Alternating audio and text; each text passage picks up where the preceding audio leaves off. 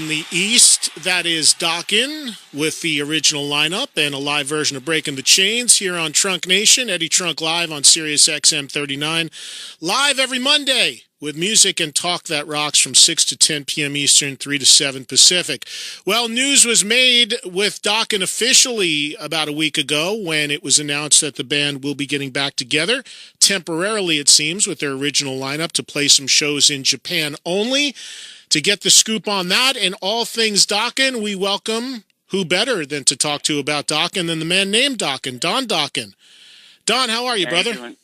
How you doing, Eddie? I'm doing great. How about yourself? Tired. I've had a hell of a day. What I'm happened? trying to get to Sturgis. I was supposed to be on my way to Sturgis to play tonight with Jack Blaze and Steve Percy, but the Delta Airlines computers have crashed all over the United States. And everybody's backed up, and I made it as far as Minneapolis, and I'm screwed. So I'm just turning around and going home in about an hour. Oh, man. Concert. Was it a solo gig or a Dokken gig? Or? Yeah, it was just an all-star thing with, Jack Blades, sings 3 songs, Night Ranger, Stephen Pearson, some Rat songs, a few Dokken songs. Then we all sing Rockin' America, have a good time, look at the motorcycles, and go home. But it's not to be. It's not to be, and sometimes you just can't make it. It's an act of God. What am I going to do? After all these decades of traveling and touring the way you do, it still just sucks, doesn't it? It's still a pain. I went to the airport for 7 hours in L.A., and I kept saying, you sure I'm going to make that connection? I'll just go home. No, an hour, 2 hours, 3 hours, 4 hours. I'm sure it's happened to you too, Eddie. Oh, yeah. I mean, I travel a lot more than I ever have in the last 5 years or so, but not as much as a touring rock band or even like you guys do the weekend stuff or whatever. But yeah, it gets to you after a while. But I'm glad I got a few minutes with you because there's a lot to talk about here. And that, of course, is the news that officially came out. It's been floating around out there for a while that you guys are going to do some shows with the original band in Japan. And Don, I got to tell you, I've always had massive respect for you, not only as a musician, but as a guy who tells it like it is and is very transparent and very honest about things. And I got to say, I, for one, am extremely happy that for once a band doing a reunion has come out and said what a reunion is truly all about. Yeah, it's about getting together with the band that you used to play with, but it's also about the money. And you guys have more or less said that, and I give you all respect for telling it truthfully once and for all. Yeah, I could have. I'm looking forward to playing with George and Jeff. Of course, Nick's still in Dokken, my current lineup. But, when people, the Japanese were upset, they said, oh, please don't say that. Tell the truth. I said, no, here's the truth. It's not glorious. But, when someone sticks an X amount of dollars with a lot of zeros attached, what are you going to say? No, I'm busy. Come on, man. But I say that when fans get upset about hearing that, I say that all the time to them. First of all, it's called the music business. That second word looms really large. And secondly, name me one reunion that ever happened in music history that meant less people and less money. Let's just be honest. Yeah, right. Right? Let's get back together and we'll do it for free. You think David Lee Roth went back with Van Halen because he just felt like it? It's about money. They made it. What do you think, Guns N' Roses? You think they're doing it because they're all madly in love with each other? I don't think so. It's a romantic idea, but it's far from reality. So tell me, after all these years, because I just remembered that I had you and George early on in the history of That Metal Show. At that time, you were coming on to announce a reunion that was aborted soon after.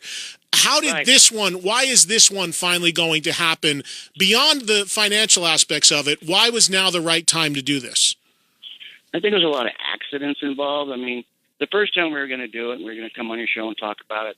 You remember, the morning we were going to be on your show, Jeff called and said, don't say it. I said, what? He says, well, I haven't talked to the guys in Foreigner yet, and apparently Mike Stone's going to book a bunch of more shows. I'm not sure I can do it. And I said, well, you should have sorted all that out before George and I looked stupid on Eddie's show. So, and now this time it just turned out that October, Jeff has some downtime. And I said, well, if you guys commit, then I won't book any shows in America for 2 weeks. We're going to go to Chuck Brennan there's a place called Guns, Gold, and Rock and Roll Pawn Shop in Sioux Falls, South Dakota, I think. And it's a beautiful venue with a multi-million-dollar camera system. So we're going to go up there, rehearse for 5 days. Then we're going to play a show, film the whole thing, put it on tape to see if it comes out down the road. We'll film the whole thing, and then we're going to come home the next day. We're home for one day, and we hop on the plane and off we go to Japan. So that's what's going on. So just to be clear, the show that you're going to do it's South Dakota, right? Yep. So that show, is that going to at all be available and open to the public when you actually play, or is that just for rehearsal? No, the last day we'll be having a full-on concert. So there will be one American show then? Yeah, technically, yes. There will be one American show. It's the only show we'll be doing in America will be at the Guns Gold and Rock and Roll Pawn Shop in Sioux Falls, Dakota, and that'll be one show. That's it. Okay, and then it's over to Japan for how many shows? 6. And do you feel that that's that? Is that the end of this and that you go back to playing with John? Or do you hold out hope that if all this goes well, that there will be more? No, I'm really content playing with John Levin. He's been in the band 13 years, mixing the band. Got Chris McCarville on board now from House of Lords on bass. I'm just really happy with that lineup. You know, George has Lynch Mob, Jeff's got Foreigner. You know, so this is it. It's just a window in time. And I thought, well, but, you know, we were probably maybe more famous in Japan than we were in America.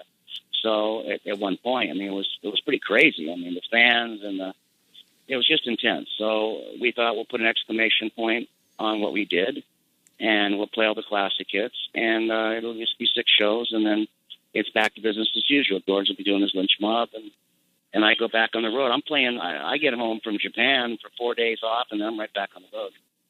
I was going to ask you, why do you think this offer and this opportunity came from Japan? The history of Dokken with Japan, obviously, it must be pretty deep for them to have wanted this that badly. What was your history like there? Why do you think that the band's music connected so big in Japan at the time?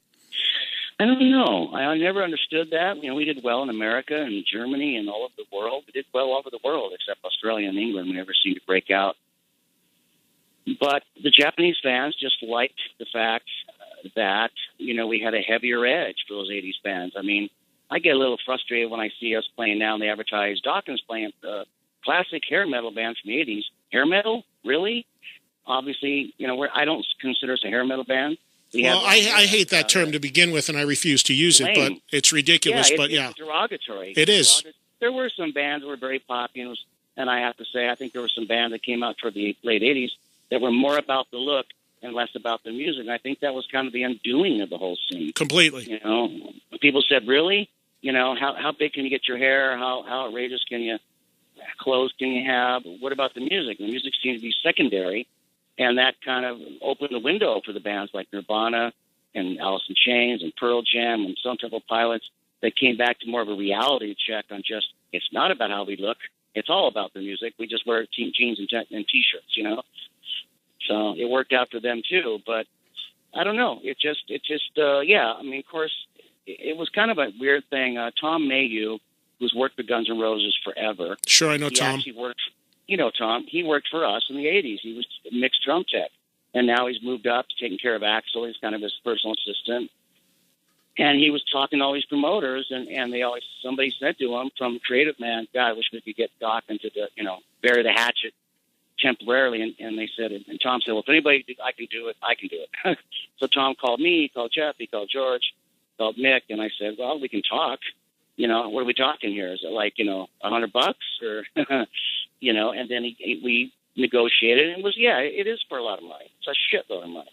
Let's just be blunt about it. It's a lot of money. Well, people can come home and pay off their houses after this. Right. Yeah. I mean, why not? Right. Listen, man, I couldn't have been more happy that I heard that when you guys were just honest about it. So few of these bands are honest, and I've known you for a long time, from almost pretty much the beginning, and we've talked privately and of course on the air. And the thing I've always loved about you is you talk the same way publicly on the air as off the air, and it's just honest about the business and about where things are at. So I give you all the credit in the world on that. What's that? It gets me in trouble. But That's got me in trouble. They go, you're not very political when you talk in the press and this and that. I said, well, so you want me to lie? You ask me a question, you want a straight answer, you want me to lie? I don't like it. I don't believe in it. I don't think it doesn't serve me to fluff or lie about things. Or people ask me about opinions about everything from politics to religion to what do you think about this new band? I'm not going to throw them under the bus, but if I don't like the band, I'll say, I'm not that crazy about them. I always say, Don, I always say, I get in the same situation all the time. I always tell people, if you don't want my opinion, honestly, then don't ask me. Just don't ask me. If you don't want an honest answer, then don't ask me. It's a psychological thing. There's a difference between asking someone's opinion, but what they're really saying is, I'm asking you a question, and I want you to confirm it. That's what I'm thinking. Don't tell me your opinion. Just confirm that my opinion is the correct opinion. That's what they're really asking. So let me ask you: have you guys been in the same room together yet? Oh yeah, when we did it, when we negotiated. I haven't seen the guys for about 6 weeks since we negotiated the deal. Jeff's been out pretty relentlessly with Foreigner, and George has been on tour. I've been on tour, so I haven't seen anybody. What was the vibe like when you all got in the same room together? It was fine. It's the same old thing, and we just talked and negotiated, but I was firm in what I wanted, and I just said, if you guys want to do this, this is what I need to get, and this is what I need to make, and it's not really negotiable, I don't want to argue. I don't want to fight. This is what I need, and this is what you guys will get, and let's all make it fair. And the fair is, a lot of bands get back together, and the main guy, the singer, or the lead singer, or the lead guitar player, they take half. I don't know what the Guns N' Roses deal is, but I doubt it's a 6-way split. Let's put it that way. Right. I doubt it. Right, I agree. But in this situation, I said, how about this? How about 4-way split? That's about as fair as I can get. I could ask for 50%. I said, how about everybody makes $1? We're all going to be working. We're all going to put our best out. How about we split it all 4 ways? Wow, well, that makes it easy. And that's interesting you say that, because when this has gotten close and fallen apart in the past, George said that in previous negotiations that you wanted a larger share, which was what caused the derailment. But if you walk in and you say to everybody's equal here, everybody's getting the same percentage, how can anybody argue with that? Well, and basically I'm giving up the ghost. That means I'm giving up 75%. I own the franchise. I didn't take the franchise of Dokken. I built it up. George left the group. He didn't leave it. He got paid for his share of 25%. I paid Jeff. I paid Mick. Everybody got paid. My analogy is we had a house. It was called the House of Dokken, and we all owned that house. I didn't take the house. I bought the house back. I bought the house from George and Jeff and Mick. They all got paid when they left the band. They got paid for their share. So it made no sense for me just to go back and say, I'm just going to give it all back to you for free, even though I've kept the franchise alive for 17 years since George left the second, third, fourth time. I've kept the franchise going. I'm pretty sure if we would have broke up in '88 after Monsters of Rock and I retired and you never heard of Dokken again for 25 years, I don't think that we'd be getting this offer. How many times did you go back to Japan without George in the band and Jeff and Mick? Did you go? I think you did a live record there with Reb, didn't you? Oh, yeah. I went back with Reb. I went back with John Norum. I went there with my Don Dokken, with Billy White and John Norum the first time, with Mickey D on drums, Peter Balthus. We did a big, huge tour there in '92 when I did the solo album on Geffen. I don't like to call it a solo album, but, I lost the name to Dokken, which was kind of bizarre because it is my last name. But it was a company, and the band took my name away from me. They basically stole it.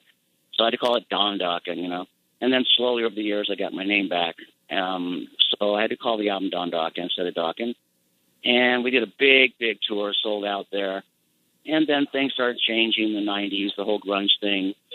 And I just kind of took a step back and got into other facets of my life as far as my Buddhist studies and self-reflection and self-realization, trying to be studying more mindful thought, mindful speech.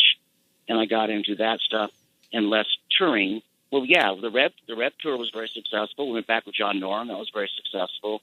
So I've been going back steadily every 2 or 3 years. I just played Loud Park last year and 3 years before that. And we're playing Loud Park this year. We'll be headlining with the Scorpions at Loud Park. That's going to be a fun show. Get to see my buddies in Scorpions. Has there been any talk about the original band doing a new song or any new music together? Yes, we're right in the middle of writing a new song right now. One song? Just one. Yeah, we don't have time. Jeff and George wrote a riff, a music piece with a bridge and a chorus and that. I said, send it to me, and I'll pen it. I'll write some lyrics to it.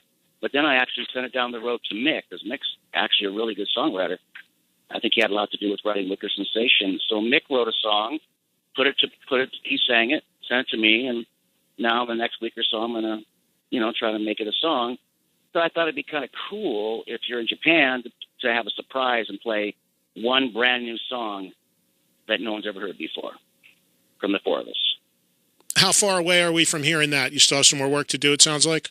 Yeah, I just got to sing it, and then we got to cut it. We're going to we're going to put it all together in rehearsal, and we won't be recording it. We'll be doing it live in Japan. Basically, we'll probably do the song live at the live videotaping at the Gold Guns and Rock and Roll concert in Dakota. We'll do the song.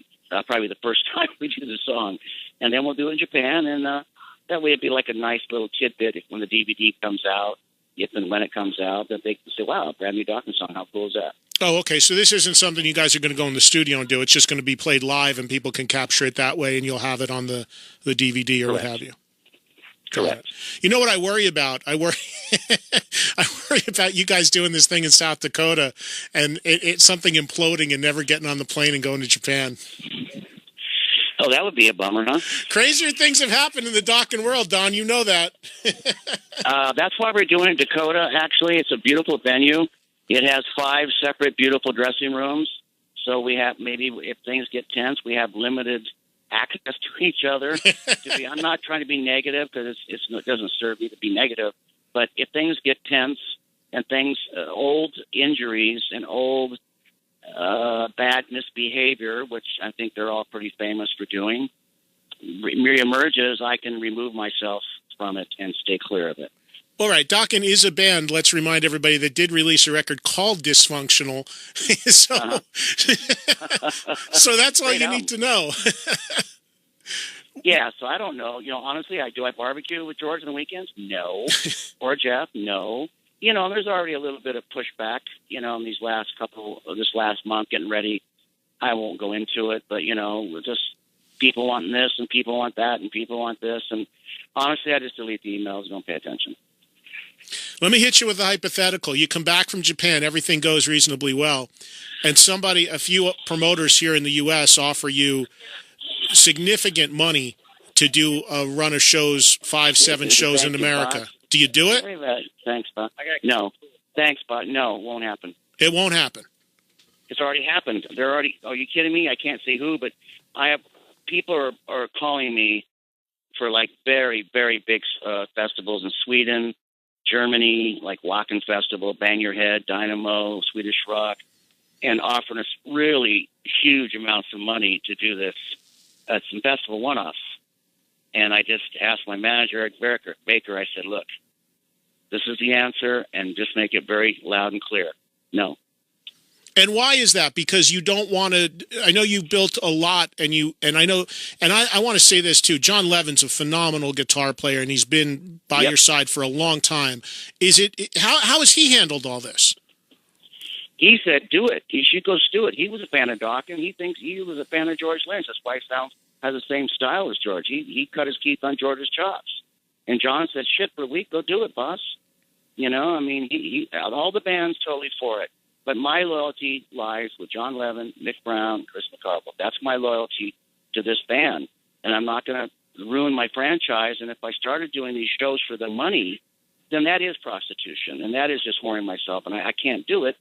And, between you and me, we don't have to talk about it, but you know my financial situation. So, as you know, money is the last thing that is motivational for me. Right. I don't need the money. The money is not an issue. To be frank, I would like to see Mick have a really nice nest egg when he gets back. And I look forward to playing with the guys. I think it's going to be fun. And I'm going to make it a vacation, basically. After we're done, I'm going to stay in Japan for a week. And Lady Elizabeth and I are going to go to onsens and just go to mineral hot springs and buzz around the Buddhist temples. And because she's a monk. So, when you live with a Buddhist monk, it's a different life. It's a very, very unusual lifestyle. So, but money is not the motivation in this. I don't need it. I really don't. So what do you say? What do you say to the Dokken fans in America who, well, basically you would say to them that they want to see this band one last time? I'm assuming you would say to them, get to either South Dakota or Japan. Correct. Yeah, buy a ticket for Japan or go to South Dakota and come to the Guns Gold Rock and Roll Pawn Shop, because I'm going to be very adamant. That is it. I will not ruin my franchise I've built up for 13 years at the current lineup. Mick and I have worked very hard to keep the Dokken name out there and be a good band and perform well. And my life is different now. I'm not 30 years old anymore, driven to do this or driven to that or make money. Those drives are not in my DNA anymore. It's all about the music. And it sounds shallow. It sounds trite, but it's the truth. Don, is part of your hesitation in doing more shows with this the fact that you know that it can't possibly last, that you know that it would, if you did say you came back and you booked 20 shows in the U.S. with this, that what could end on a good note and be a positive thing, and hey, we made some great money and kind of reconnected a little bit, could turn south, that because of the history and the issues that it just wouldn't last? Correct. You hit the nail on the head. I cannot take that risk. My peace of mind, my lifestyle that I live now, is so paramount and more important. I just can't take the chance that I don't want to be around. This doesn't do with the Dokken guys. Anybody in my life, anybody brings negative energy in my life, I don't want to be around them. I surround myself with positive people, and if they're not positive, I disassociate myself from those people, and those are the people that talk shit about me. So, but that's their problem, Then be kind, there's an old saying: if you don't want to bring anything to the party, then don't come to the party.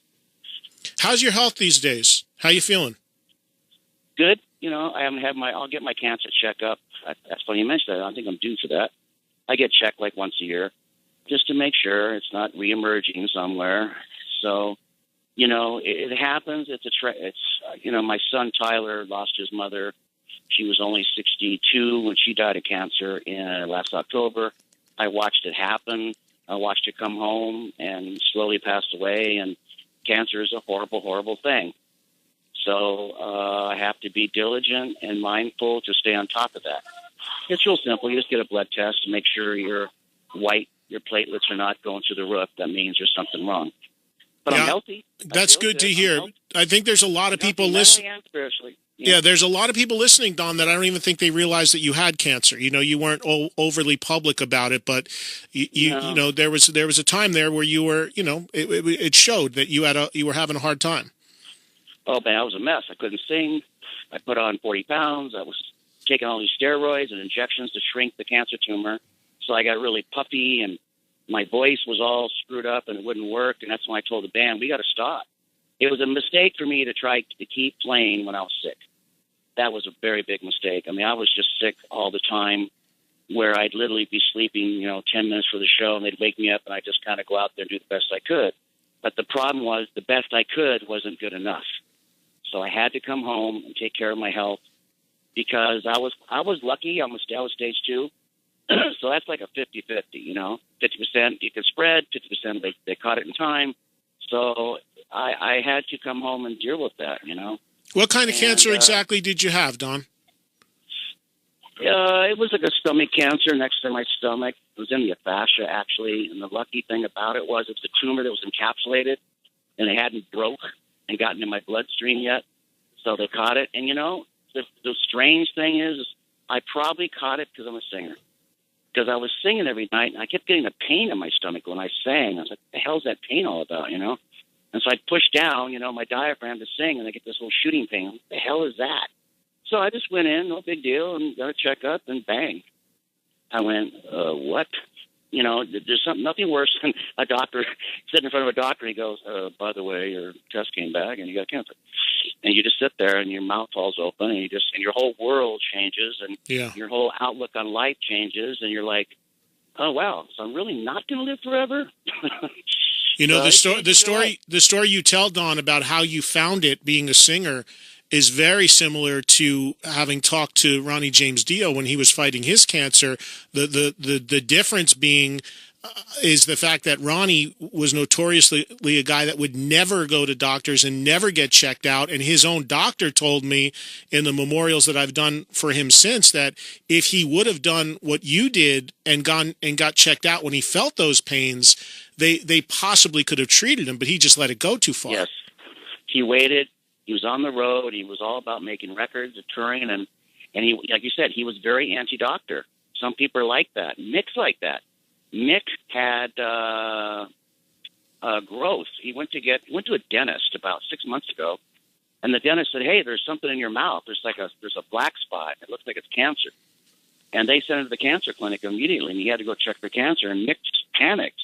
He quit smoking right away. He cut back on the drinking. He's like, "Shit, I got cancer in my mouth." And he ran to this cancer center, and they checked him out, and it wasn't. He dodged a bullet, but they gave him a wake-up call too.